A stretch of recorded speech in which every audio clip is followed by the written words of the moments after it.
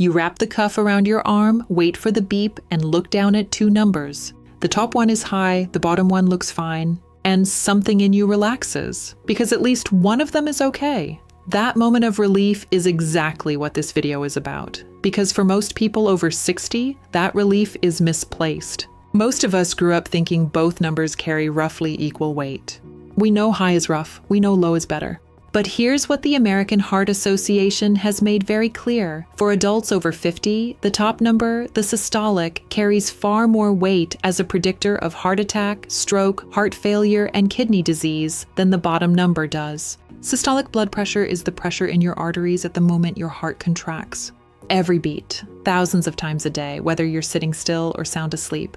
The diastolic, the bottom number, is the pressure while your heart rests between beats. It matters. But after 50, it's the systolic the American Heart Association singles out as the stronger signal for cardiovascular risk. A reading where the top number is elevated and the bottom looks fine isn't balanced. It's a reading with a problem sitting in it. Before changing anything based on what you hear today, loop in your doctor. These numbers mean different things for different people. The reason systolic pressure becomes the more telling number as we get older comes down to one word: stiffness. The Mayo Clinic identifies arterial stiffness as the leading cause of rising systolic pressure in older adults. Think of a brand new garden hose. Squeeze water through hard and it expands slightly, absorbs the force, springs back. Now picture the same hose left out through 10 winters. Brittle. Doesn't give. Every surge hits harder because there's nowhere for the pressure to go. That's what's happening inside aging arteries. The technical name for how well artery walls stretch and recover is arterial compliance. As that compliance decreases, the aorta, the main artery leaving the heart, becomes less able to expand and recoil with each beat. The result is a sharper pressure spike every single beat. A systolic reading unremarkable at 40 can carry real risk at 65. The National Heart, Lung, and Blood Institute, part of the National Institutes of Health, has backed research confirming this across decades of cardiovascular data. Most people walk away from a blood pressure reading knowing two things: the top number and the bottom number. But those two together hide a third signal, one that doesn't need a separate test or extra equipment. It's right there in the reading you already have. You just have to know to look for it. That signal has a name: pulse pressure. You get it by subtracting the bottom number from the top. That's it. And according to the Mayo Clinic and research through the National Institutes of Health, it works as an independent predictor of cardiovascular risk, meaning it tells you something about your arteries that neither number alone picks up. If your reading is 118/78, your pulse pressure is 40. If it's 148/78 or same bottom, higher top, your pulse pressure is 70.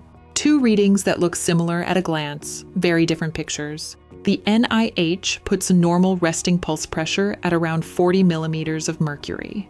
The Mayo Clinic is direct. Above 40 is worth paying attention to, and above 60 is a recognized risk factor for heart disease, particularly in older adults. When the gap widens, stiff arteries push the systolic up while the diastolic stays flat. The widening gap is the fingerprint of that stiffness. It's like a car that keeps pulling to one side. The steering wheel looks straight, but the drift tells you something about the alignment that the wheel position alone doesn't. That's what a widening pulse pressure does. A lot of people look at 152/76 and focus on the 76. The 76 is fine, but the gap, 76 points dots, is telling a different story about the flexibility of those arteries. Most of us know high is rough and normal is good, but where exactly does one end and the other begin? The 2025 guidelines from the American Heart Association and the American College of Cardiology spell it out, and it's worth knowing exactly where your numbers sit. Normal is below 120/80. Both numbers need to be in that range. Elevated, not yet hypertension, but worth taking seriously, is systolic between 120 and 129, diastolic still below 80. Stage 1 hypertension, systolic 130 to 139, or diastolic 80 to 89. Either number qualifies. Stage 2, systolic at or above 140 or diastolic at or above 90. A hypertensive crisis, immediate medical attention, is systolic at or above 180 or diastolic at or above 120. The classification that catches most people off guard is stage 1. A reading of 138/76 looks almost reasonable, but that 138 puts it squarely in stage 1 territory under the 2025 AHA/ACC guidelines. The bottom number being comfortable doesn't cancel out what the top number is flagging. Stage 1 is where the window for lifestyle intervention is widest, but that window only opens if the reading gets interpreted correctly. Hypertension is called the silent killer for a precise reason. No symptoms while the damage builds. The arteries don't ache. The kidneys don't send a warning. The heart doesn't signal distress until something gives way. Sustained excessive pressure causes microscopic injuries in artery walls. Those injuries become collection points, places where cholesterol slowly accumulates. This process is called atherosclerosis, the gradual buildup of plaques inside the arterial walls. Over time, those plaques narrow and harden the vessels, cutting blood flow and raising the risk of heart attack and stroke. The American Heart Association tracked 27,000 adults in the U.S., median age 65, over more than 12 years. People who'd lived with hypertension for 6 to 20 years were 50% more likely to have a stroke. Those who'd carried it more than 2 decades faced a 67% greater stroke risk. That trajectory doesn't begin with a dramatic event. It starts with a number that looked close enough to fine. Chronically elevated pressure forces the left ventricle, the main pumping chamber, to work harder with every beat. The heart responds the way any muscle does under sustained overload. It thickens. This is called left ventricular hypertrophy. The Cleveland Clinic describes it as thickening of the left ventricle walls from pushing too hard against high pressure. The Framingham Heart Study found that even borderline isolated systolic hypertension in older adults was tied to increased wall thickness and reduced function. The heart, trying to cope, gradually wears itself out. The kidneys contain a network of tiny filtering vessels. Sustained elevated pressure wears them down, gradually, without warning signs. High blood pressure raises the risk of ischemic stroke, where a vessel gets blocked, and hemorrhagic stroke, where one ruptures. Beyond stroke, sustained hypertension is linked to vascular dementia, cognitive decline from years of disrupted blood flow to brain tissue.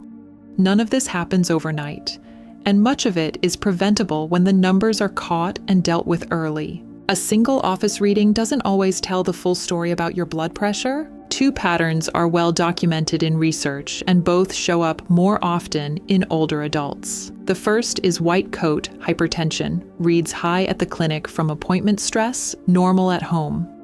Think of it like a smoke detector that only goes off when the fire inspector. The alarm is real, but it's not showing you a typical day. The second is masked hypertension. Numbers look fine at the clinic, but run elevated in daily life.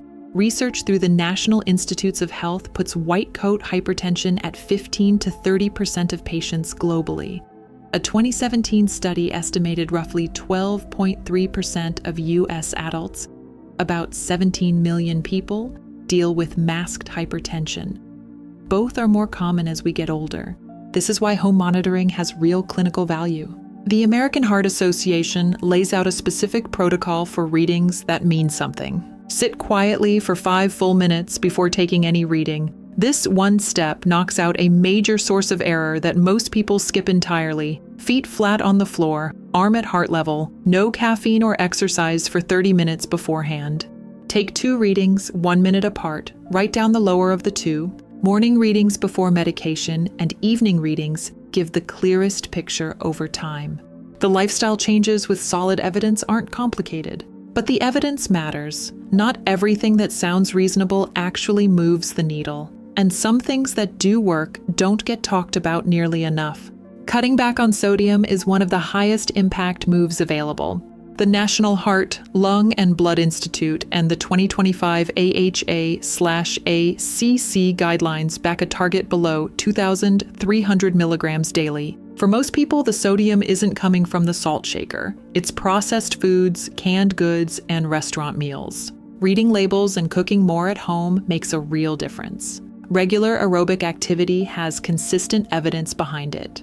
The Mayo Clinic cites research showing moderate exercise can lower systolic pressure by 4 to 10 millimeters of mercury. Walking, swimming, cycling, the type matters less than whether you stick with. A 30-minute walk done daily over months outperforms the occasional intense session. The DASH diet, dietary approaches to stop hypertension, was designed and clinically tested specifically for blood pressure management. The National Heart, Lung, and Blood Institute has backed multiple trials. Clinical trial evidence in the 2025 AHA/ACC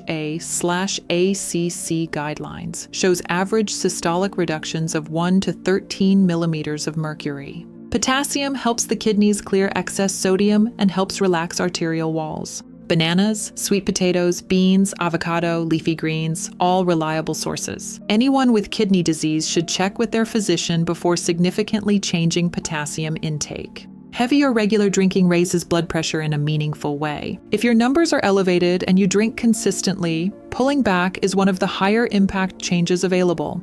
For plenty of people, lifestyle changes alone won't be enough, and medication is not a failure. The 2025 AHA/ACC guidelines identify ACE inhibitors, ARBs, calcium channel blockers, diuretics, and beta blockers as standard first-line antihypertensive medications. Many people end up on more than one. That reflects the complexity of the system, not anything gone wrong personally. Before adjusting anything, bring what you've picked up here to your physician. They know your full picture in ways this conversation can't. Morning readings before medication and evening readings give the clearest picture over time. What tells the real story is the pattern over time, whether the numbers are holding steady, drifting, or the gap between them is widening.